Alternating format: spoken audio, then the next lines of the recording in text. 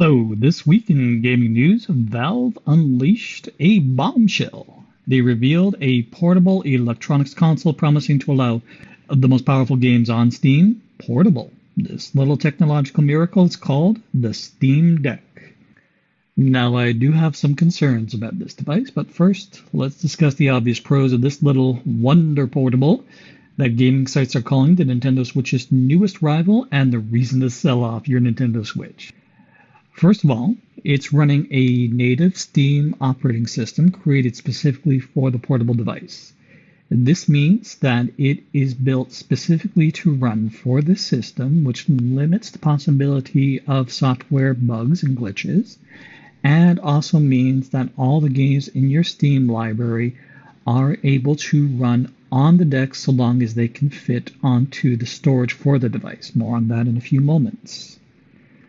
This is a great idea, as in my Steam library I have games like Devil May Cry 5, Star Wars Fallen Order, Street Fighter, Guilty Gear, and a few others. The idea of taking these games portable on the road is fantastic for me. I love this idea, and I really want to see it capitalized on. So another major pro for this device, and one that answers a very large concern that I have for it, is that apparently the processor is specifically built for the device and designed for longevity and battery life. This promise, and I'll get to what I mean by stressing that word in a moment, is a necessary one.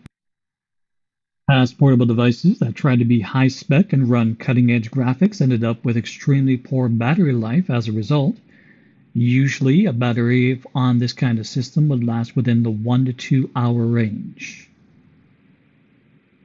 Another major pro for this device is that Steam sales are, well, they're awesome. Anyone who's been a PC gamer for any length of time know that when a Steam sale happens, AAA games go on sale for bargain bin prices. The affordability of AAA gaming coupled with portability and TV screen connectivity is a very big deal. This could end up as a major threat to consoles. If Steam can deliver on longevity of battery life and longevity of system life, as well as build durability, more on these things in a moment, this thing could be considered a console killer. There is a dock, again, I'll get to this in a moment, which allows for HDMI compatibility. If the system can indeed deliver high performance, high graphical fidelity while maintaining battery life and build stability while docked, this is going to be a major challenger for modern consoles.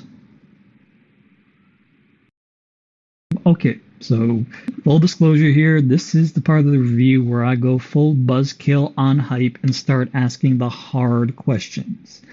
I am sorry for anyone who would consider this part of my review a major buzzkill, but I have got to be real.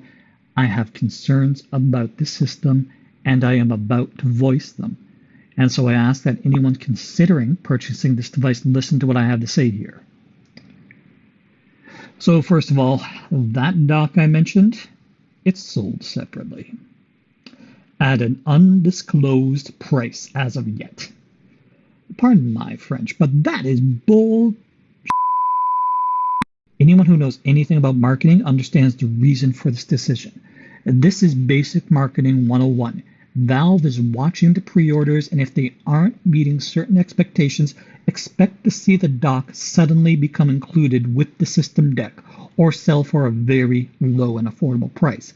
However, if pre-orders exceed expectations, expect to see that dock to market at triple digits. Again, this is textbook price gouging, this is textbook marketing, and frankly, I find it hugely distasteful and off-putting. Also, now remember when I said if Steam can meet the promise of a long-lasting battery life, the reason I mention that is if this console is expected to run AAA games at optimal settings, then that promise of a long battery life is most definitely a promise that is made to be broken. Consider a typical gaming laptop running at minimal brightness, disconnected from its power supply, and running a AAA game has at best 3 hours of battery life, usually 2. Now, Valve wants to tell me that a portable system running a game on equal settings on a weaker battery is expected to have a longer battery life. Look, I am as hyped at anyone by this promise, but we have to be realistic here. Steam has to prove they can keep this promise and tell us how, otherwise, this is empty marketing. Now, possible performance issues is also a major concern of mine. Gaming laptops and PCs live or perish by their cooling systems. The kiss of death for any electronics device is overheating. Excessive heat that is not able to be dispersed damages motherboards, batteries, and weakens soldering. The Steam Deck has a chipset that is expected to run games programmed to push larger machines with more advanced cooling. To avoid pushing the Steam Deck too hard, an optimal solution would be for developers to create a version of Steam games designed and programmed to work with the hardware of the Steam Deck to avoid overheating. Without that aforementioned customizing of games to work with the Steam Portable, it's possible program incompatibility or just plain old overworking of the Steam Deck could lead to system issues or even literal system meltdowns. Now I want to address storage. The lowest price build of the Steam Deck, the one of whom selling point is the one being quoted by most outlets, is shipping with a slower internal drive than its more expensive builds, which feature faster and more expansive memory. It is shipping with 64 gigabytes, which is pathetic.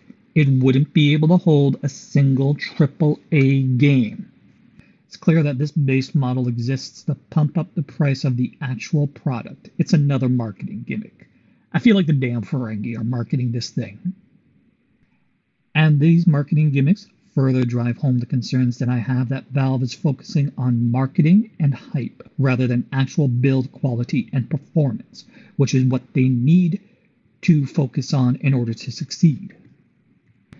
Now, I've been gaming since the Atari 2600 days, and I saw the birth of handheld console gaming with the Nintendo Game Boy. The Game Boy succeeded against technologically superior challengers like the Lynx, the Game Gear, the Nomad, and the SNK Portable.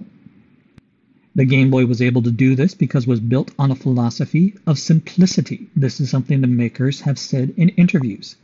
They purposely built it with a simple processor and simple black and white display that maximized battery life and ease of programming. Yes, it was just a black and white NES 0.5 model, but it still allowed for NES series to be brought to portable and even be remade with different concepts. Now, in the modern age, the reason that Nintendo portable gaming has run its course and Nintendo is focusing on the Switch, which is a console and portable hybrid that the Steam Deck is hoping to emulate, is that mobile gaming has taken over and succeeded the Nintendo era of handhelds, and they have done so by yet again adopting the KISS principle. Keep it simple, stupid. With games like Angry Birds and Bejeweled, the KISS principle is fundamental if you are going to succeed in handheld gaming. Focus on keeping it simple. Make sure that the device you are marketing is able to function over long periods of time, and that the games themselves are quality but built to be run over short periods of time. The Steam Deck is being marketed as a spec-heavy portable, and spec-heavy portables, like the Game Gear, like the Nomad, like the Vita, like the PSP, like the Lynx, they all have a history of failure. I love my PSP and Vita, but they failed because they were built to emulate a console experience on the go. Meanwhile, their direct competitors, the 3DS and the DS, continued to maintain the keep it simple, stupid principle. Spec-heavy handhelds, they have a 100% failure rate. Battery life and console durabilities were the finishers of the early spec-heavy handhelds, and with Valve's clear focus on marketing rather than build performance, I'm worried the Steam Deck may yet add to that legacy of failure. I want it to succeed in a huge way. It has a huge amount of potential, and I really do want to see them capitalize on the promises and expectations they are making. But I myself am holding off on a pre-order and purchase, and I recommend others do the same.